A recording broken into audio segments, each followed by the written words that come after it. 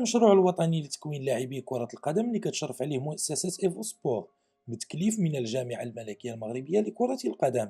وبدعم من مجموعة المكتب الوطني الشريف للفوسفات اللي كتدعم به 14 مركز للتكوين.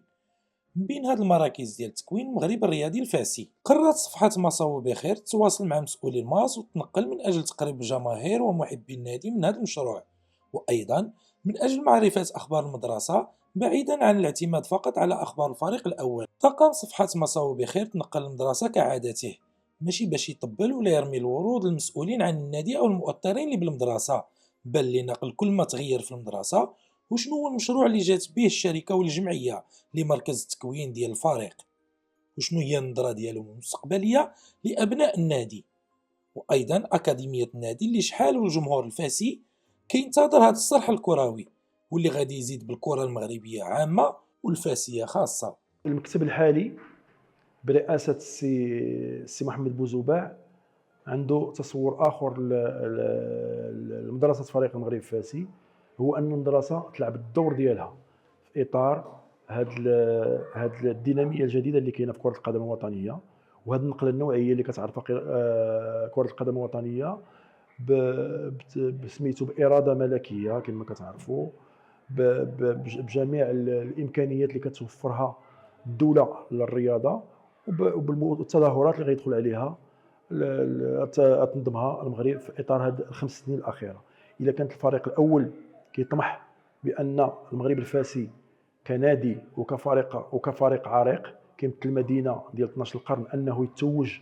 بعد غياب على الالقاب البطوله في هذه الخمس سنين على الاقل مره واحده بالبطوله، فتا مدرسه المغرب الفاسي كان خصها تواكب هذا الشيء هذا، والمكتب ديالها كان خصو يكون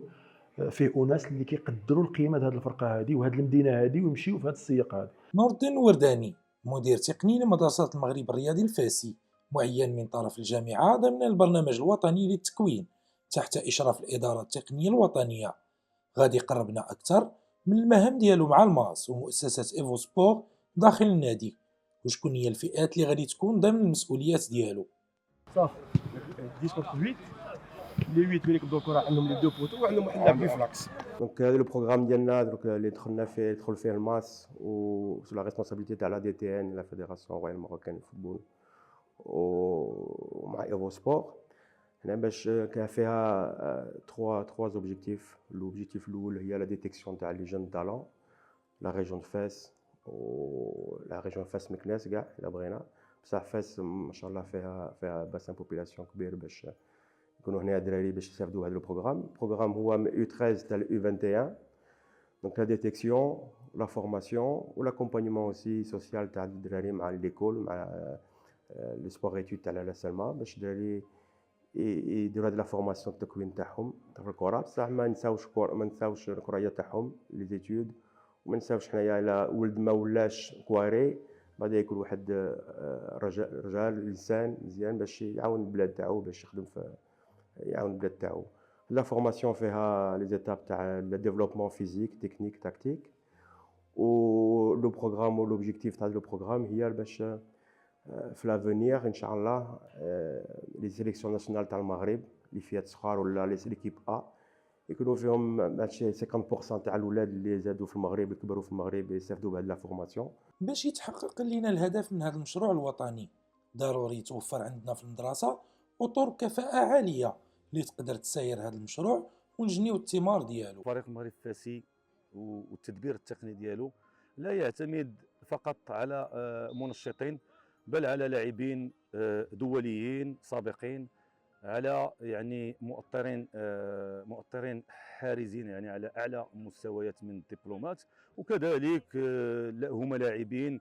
ديال الفريق المغرب الفاسي واسماء رنانه واللي تتشغلنا في اطار تكوين واللي تتفعل الاطار التنشيطي وتتحوله الى اطار تكويني منظم ومحترف، اللي تنشكروهم جميعا، منهم يعني السي فراشة يعني حامل الثلاثيه، السي شاكير جيزه الهداف التاريخي لفريق المغرب الفاسي، سمير بن الحوجي، السي اسامه رزقي اللي تيشتغل على اللياقه البدنيه يعني في الورش الكبير ديال فريق المغرب الفاسي، ومختلف يعني المؤطرين، رضا الوطاسي، انس الحجامي اللي ما شاء الله يقومون بعمل جيد ويعني لا خوف على منتوج المغرب الرياضي فاسي.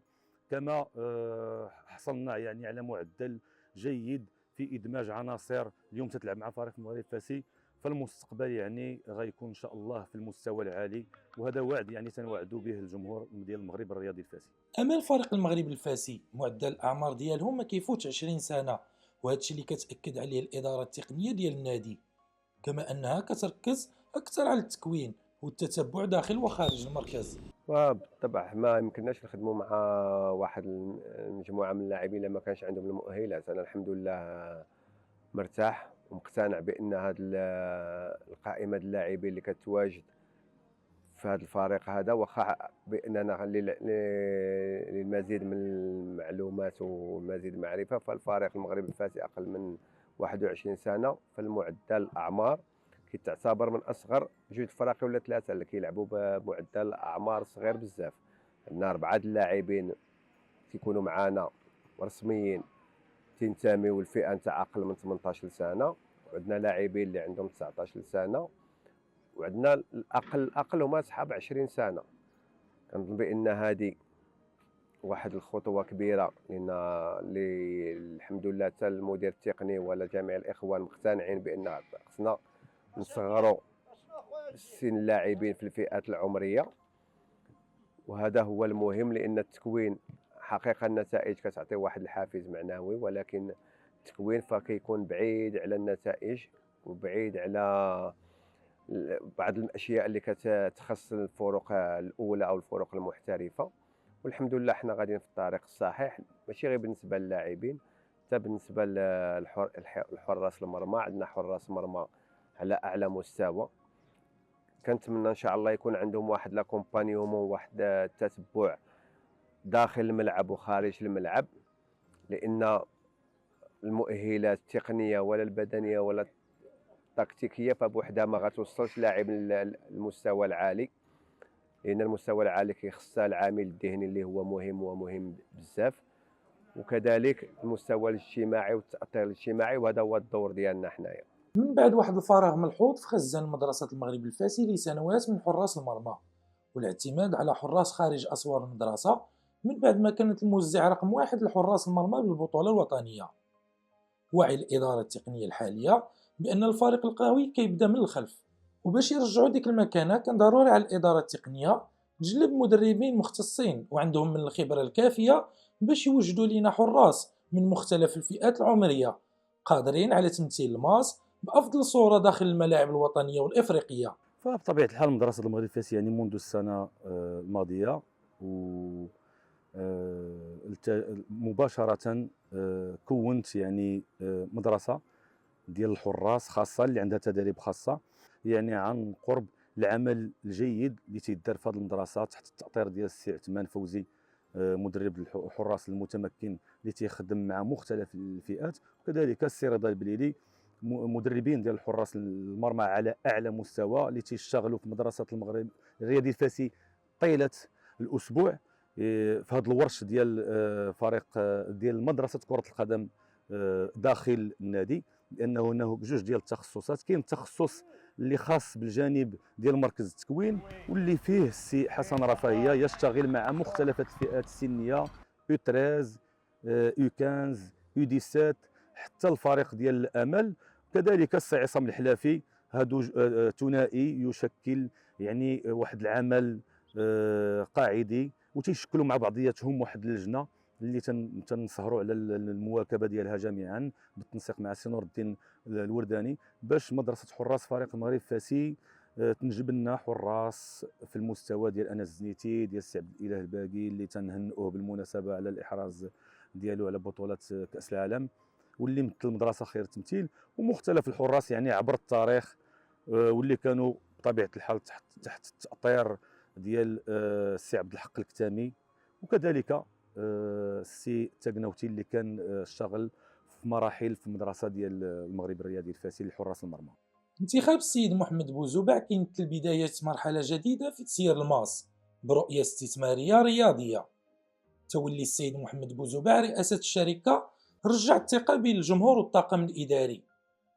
كما أن هذه الثقة قد تكون نقطة تحول تاريخية للمغرب الرياضي الفاسي. إلا نجح في تنفيذ برنامجه المالي والتقني. كيمكن لينا هادشي أننا نشوفوا الماس كترجع إلى دورها الطبيعي كأحد كبار الكرة المغربية على الصعيد الوطني والإفريقي. السيد المتوكل غادي يقربنا أكثر من التصور والرؤية اللي اعتمد هذا المكتب لإعادة بريق مستوى المدرسة وطنيا. إلا كان في نهاية السنة جرى ما جرى ومشى المكتب القديم في حال استقل الرئيس اللي كان مع المكتب ديالو اللي كنا حنا اعضاء فيه، هو كان تصور اخر للفريق المغرب الفاسي، وكان خصنا تكون واحد النقله نوعيه اللي خصنا نبرروا هذه الاستقاله اللي قدموا عليها الاعضاء ديال المكتب المسير. دونك المجيء ديال السي محمد بوزباع والكاريزما ديال الشخص والاسم ديال الشخص كيفاش وما يمثله في المنظومه المغربيه ديال هذه النقله النوعيه اللي كتعرفها البلاد ككل في البنيه التحتيه، والحب ديالو لا محدود للفريق المغربي الفاسي، جعلنا اننا حنا نحاولوا نحطوا على ارض الواقع هذا التصور هذا الجديد ديال التكوين في البلاد ديالنا، حيث ما يمكنش ويستحيل ان المغرب كيعرف التطور هذا وفاس كمدينه ديال 12 القرن وكعاصمه ابديه ديال المملكه ما تكونش دايره البصمه ديالها كي كان على مر العصور. الى درتي واحد الدوره في المدرسه ديالنا والمركز التكوين الحاله ديالو، غتلقى بان كاين مجموعه ديال الاصلاحات، مجموعه ديال المسائل في البنيه التحتيه اللي تقادات، كاين واحد التطور في انتظار انطلاق مشروع كما قلت لك كبير ديال الاكاديميه ديال المغرب الفاسي اللي غيكون قريب حيت هاد الناس فاش جاو دابا الحاجه الاكيده اللي كتبين حسن النيه ديال الناس الشركه وتبين القيمه ديالهم، القيمه ديال هاد الناس الشركه. علاش القيمه ديالهم؟ حيت كون ما كانوش هاد الناس محبين ويجيو يخلصوا واحد المبلغ اللي راه كلشي عارفه واللي كيتجاوز 11 مليار من الديون فريق المغرب الفاسي باش خرجت من الغرفه ديال الانعاش. وكثر من هذا الشيء الاسهم ديال الشركه رجعت كلها للجمعيه. اليوم اللي كنهضر معاك يمكن 97% باش ما نكذبش ديال الاسهم ديال الشركه رجعت للجمعيه، وهناك جمع استثنائي في القريب العاجل باش اعاده خلق الشركه بالقيمه ديالها، وهذا الشيء غنخلي الناس الاختصاص يهضروا معكم فيه، وكنظن بان مجموعه المعلومات خرجت غير في اطار الهضره على الجمعيه باش نوليو نخلقوا شركه قد القيمه ديال الماس ونقيموا الماس يكون تقويم ولا تقييم على الاسس صحيحه. دابا هناك واحد البيريود ديتود اللي عطى لا فالور ديال الماس اللي خصها تكون، اللي كاين المادي اللي هو المداخيل ديال الفريق، وكاين لا مادي. حيت فاش كنقول لك انا المغرب الفاسي قبيله شدتني الرعشه عليها وهذا راه هذاك الشعار هو اللي كيحركنا، راه ما عنده حتى ثمن، حيت شحال ديال الناس كيتبعوا داك الشعار، راه واخا نعطيو اللي عطينا راه ما عنده حتى ثمن. ولكن علاش حنا مرتاحين؟ حيت هاد الناس الشركه مساويين في نفس المستوى بحالنا. ما كاينش شي حمق غادي يجي يدي المبالغ اللي عطى السي محمد بوزباع باش يخرج الماس من هذا الشيء هذا باش يولي يتكنى بان عنده شركه ديال هذا. راكم عارفين الكره كيفاش اكثر من هذا الشيء. هذا الشيء اللي كتشوفوه هنا كله، هذه الاصلاحات اللي كاينه في المدرسه كلها كيقوم بها السي محمد بوزباع جزاه الله خير. جميع هذا سميتو الشركه ديال تي جي سي سي راه في وسط مركز التكوين كتقوم بجميع المتطلبات اللي كتطلبها الشركه اللي غنهضر عليها بعد اللي مكلفه بالتكوين عن طريق الجامعه باش مركز التكوين يكون في احسن حله، وكيطلب لذاك الشيء اللي يطلبوا دفتر الضوابط ديال التكوين على مستوى الى غايه كي كنرجع ديما انطلاق المشروع ديال الاكاديميه اللي قريب ان شاء الله راه ديسي 2027 يكون واجد. دونك راه كاين في هذه الاشهر القديمه يمكن لا ما كنتش نهايه 2025 بدايه 2026 غتكون ان شاء الله انطلاقه المشروع. وفريق المغرب الفاسي محظوظ مجموعه الاشخاص اللي كيدبروه دابا لا على صعيد الجمعيه لا على صعيد الشركه، حيت كلهم مساويين، وهذا الشيء هذا كله كيكب في مصلحه ديال الفرقه ديالنا. حنا كنامنوا بان تكون الاستمراريه، يكون الوضوح. وراك جيتي حضرتي على مجموعه ديال النقاشات مع مجموعه الاطر، حيت اللي كنشكرهم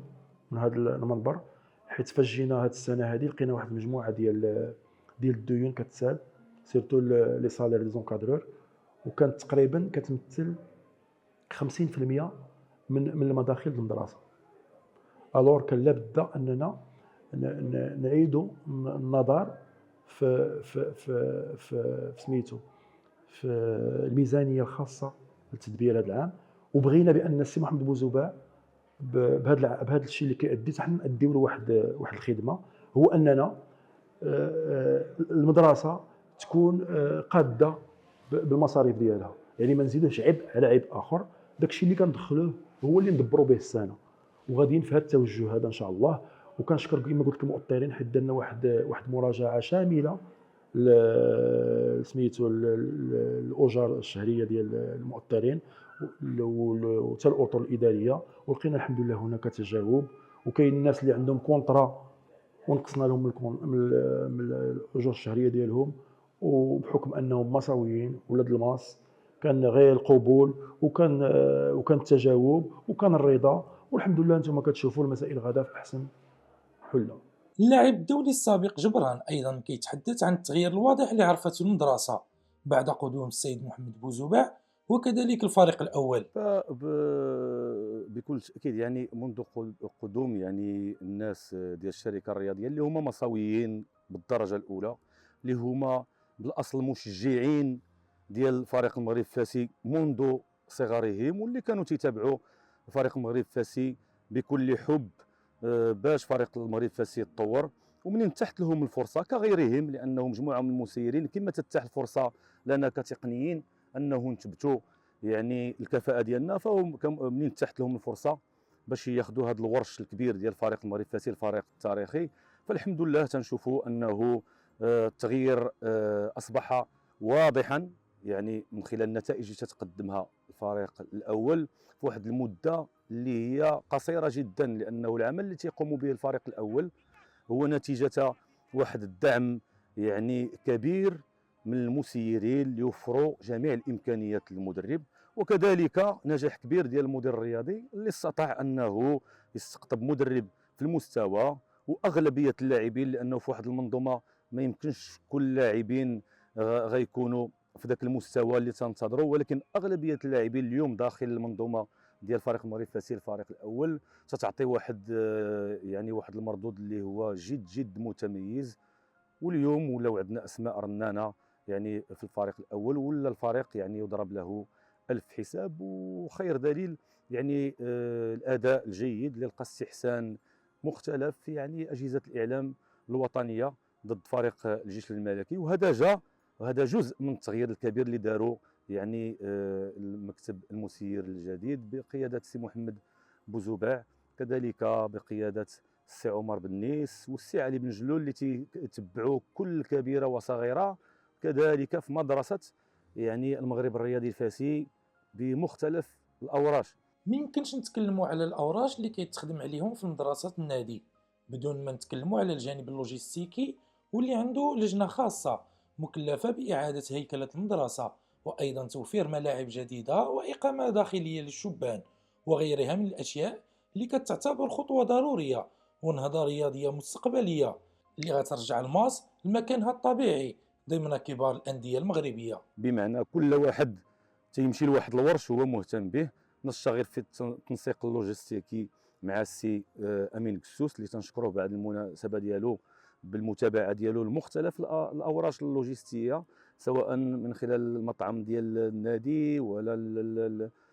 المكان ديال المبيت ولا المدرجات ولا المستودعات الملابس اللي عرفت واحد التغيير اللي هو جذري، يعني بفعل القياده يعني الحكيمه ديال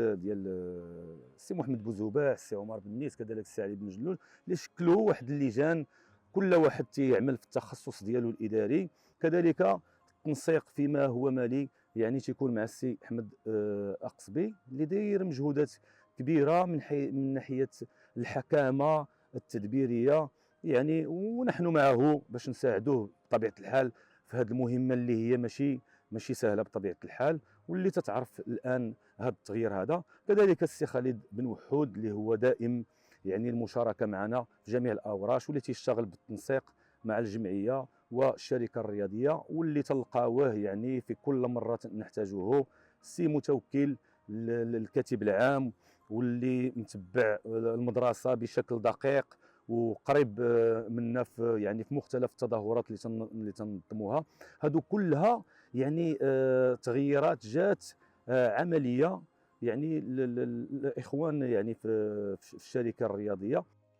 دخول السيد بوزوبع كيمثل انتقالا استراتيجيا للنادي من إدارة ربما مترددة أو غير مستقرة إلى إدارة قوية ماليا وطموحة. المشاريع اللي وضعها كالتكوين كالملعب والحكامة كتظهر أنه ما كينويش شراء لقب، بل بناء مشروع طويل الأمد. التحدي الكبير أمام السيد بوزوبع هو تحقيق التوازن بين الإنفاق الاستثماري على الأكاديمية والبنية التحتية وبين استدامة النادي ماليا، خاصة إلا قرر توظيف موارد كبيرة من ماله الخاص، فهذا الشيء كيحتاج إلى ضمانات نجاح رياضي أو تجاري. أيضا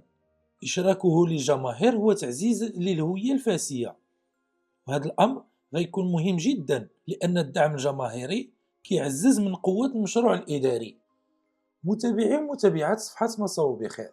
كنتمناو أننا نكون توفقنا في تقريبكم الجديد من المدرسة، وأيضا من التصور والرؤية اللي جات بها الشركة لتطوير أكاديمية النادي. إلى هنا كنضربوا لكم موعد آخر مع مدرسة المغرب الرياضي الفاسي في مواضيع أخرى.